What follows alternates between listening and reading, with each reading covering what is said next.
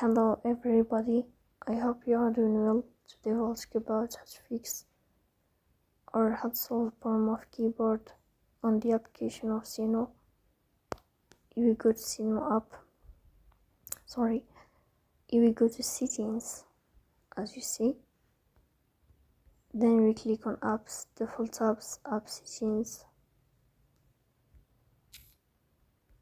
On above here you will search about Suno and you will click. Then we click on for stop and you click OK. Here you will enter to storage.